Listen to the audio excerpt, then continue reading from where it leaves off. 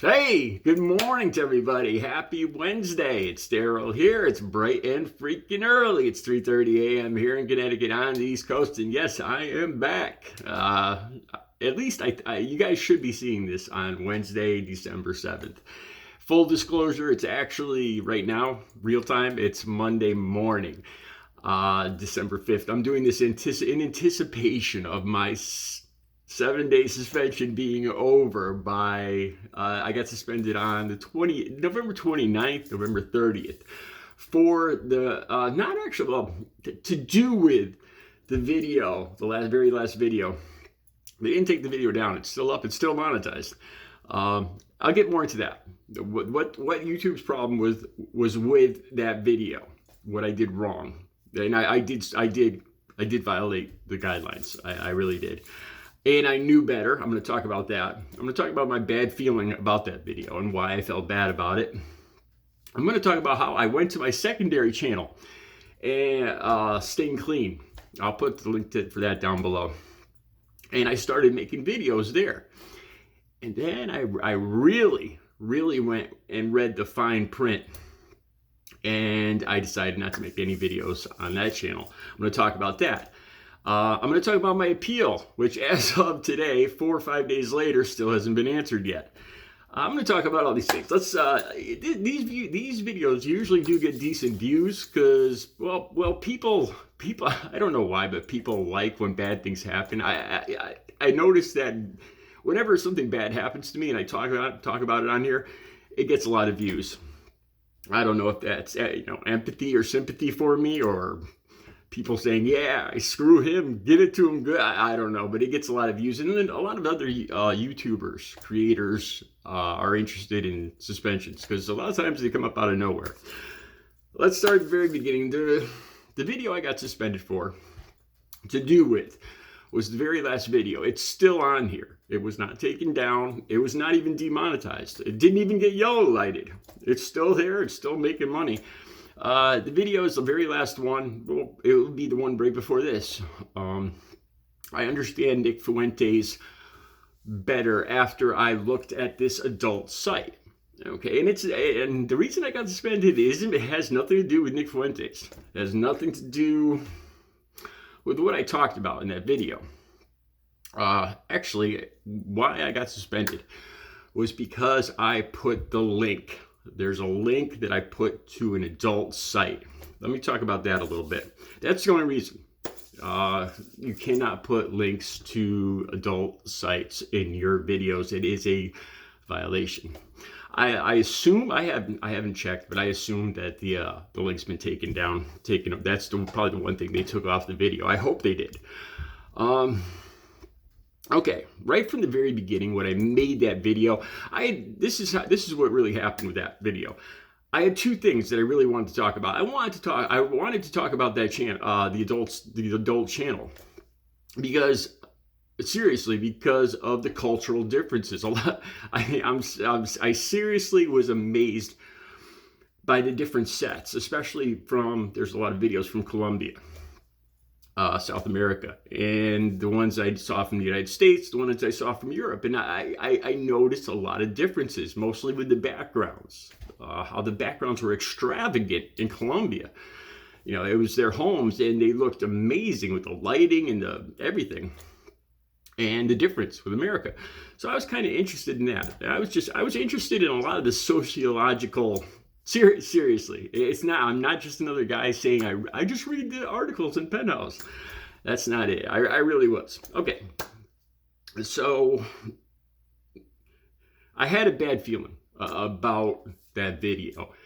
Like I said, I had two things I wanted to talk about: the adult site and Nick Fuentes, and I put them together, and it didn't really quite mesh as well as I wanted it to. And some days I just have a bad feeling. I'm kind of impulsive when I get an idea for a video. I just run with it. And I had a bad feeling about that video all day, especially about the link. And that's the reason it turned out that I got suspended. The reason I had a bad feeling about that link is because of adult material being my biggest trigger when I was using. Now, part of me wanted to talk about this because this was one of the most depressing, hopeless feelings I had back when I was using, that I was cross-addicted between this material and my excitement of just seeing a girl walking down the street and then wanting to go use it. And it was a hopeless feeling. You know, how am I ever going to separate these two things? How am I ever going to have a normal relationship? How am I ever going to have a normal relations? How am I ever going to have a girlfriend, a wife, or anything? When one leads me to, and that leads me right to using, and vice versa. And I wanted to tell people that there is hope, that after carefully staying away from that trigger and working through it, I'll talk more about that in the future, that I've reached a point now where I've had normal relationships with other people in recovery, other girl with women that don't ever use, great relationships with strong, intelligent, successful women in the last 16 years. And I wanted to give hope to people and talk about that. But on the other hand, I didn't feel good about talking about my trigger, because there's going to be people out there that haven't gotten past the trigger yet, and they might think it's okay. And plus, I'm putting the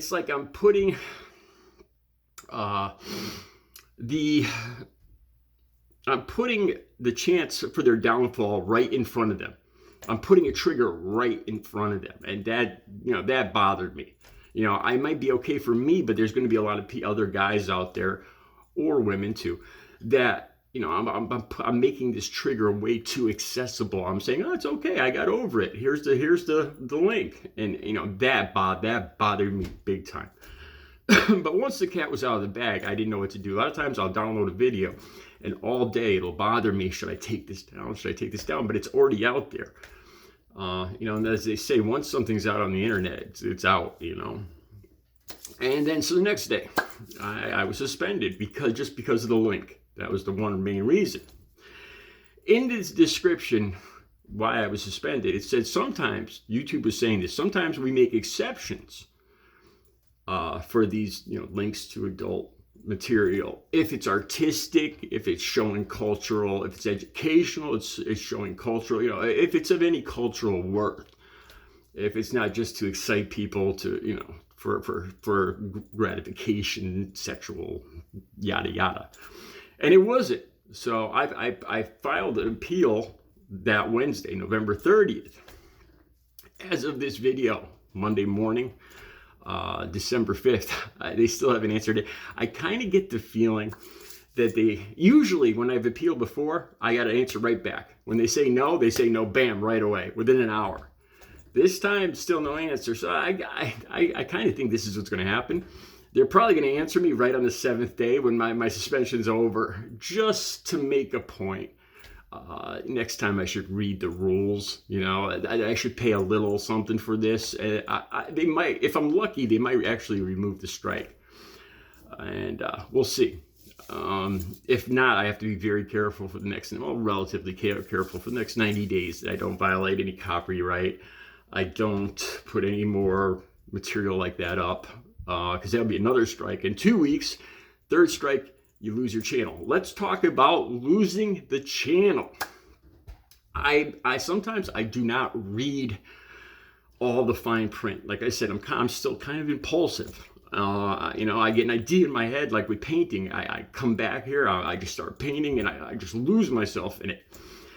And I do that with videos, and I don't read the fine print. So as soon as I got suspended, I did this before. I went to my secondary channel, Staying Clean, and it's only got 82 subscribers. So for a week last time I got suspended, I did a video every day.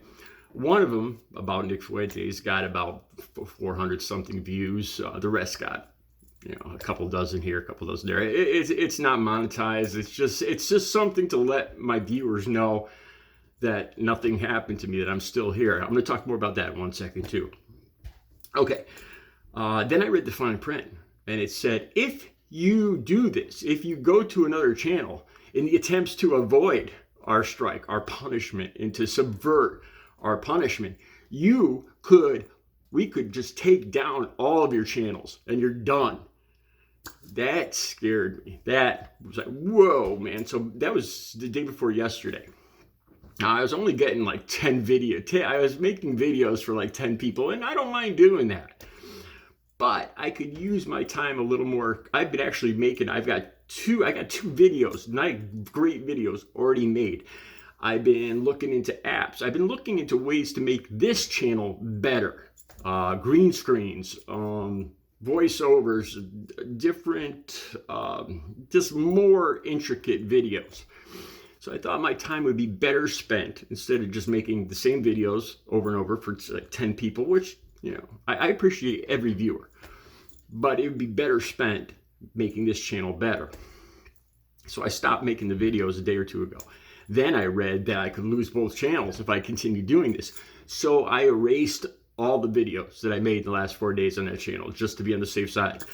And so there's no videos from the last 4 days on staying clean. Okay.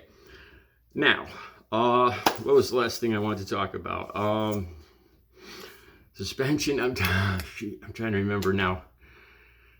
Damn, I can't remember what the last thing I wanted to talk about was. Okay, so, it's really bothering me. I don't want to restart this video. Oh, I remember what it was now. Okay, so when I made this video, I think I know Nick Fuentes a little better. When I made this video last Tuesday, I thought about it. Like I said, I thought better. I was going to take it down. But I was seriously thinking about making the next day's video about why I felt bad about that video. You know, why I was thinking about how I was thinking about taking it down. Of course, I never got to make that video because I was suspended. And in this video, I planned on saying this. I was planned on saying I shouldn't put my trigger up there because, you know, what if it's still, you know, this is how you could tell if it was still a trigger for me. This is what I was going to say in the video. You know, if it was a trigger for me, and I actually ended up using, after making that video and looking at, you know, indulging in my trigger, you wouldn't see me here the next day, guaranteed, because I'd be off on a run, as they call it. And I'm glad I didn't make that video because the next day I wasn't on YouTube, you know. So I would have made this video saying, you know, if the trigger were, you know, if that trigger affected me and I started using, you wouldn't see me, and then you wouldn't see. Then all of a sudden I'd be gone. You know, it was ironic that I was thinking of saying I would disappear from this channel if that trigger, if that trigger affected me, when actually I did disappear from the channel, but it was for another reason. I hope that made sense. I don't know if that was worth the whole brainstorm there. All right, there's the reasons. I'll talk more about this. Let me know if you guys have any questions. Everything should be straightened out now. Like I said, I should be careful. Copyright infringement is one of the ones that I just don't mess with because it's hard to understand the nuances of copyright. You know, I don't have a degree in law. And I just don't even mess with, like Bo, the fifth column. You know, he doesn't even put links or any of that stuff in there, and he just does fine. So him being my mentor, I take a page out of his book. All right, that's it for this video. You guys check out the videos I'm making during this week. Check out the next video. It's a great video. I won't give it away. You guys have a great Wednesday.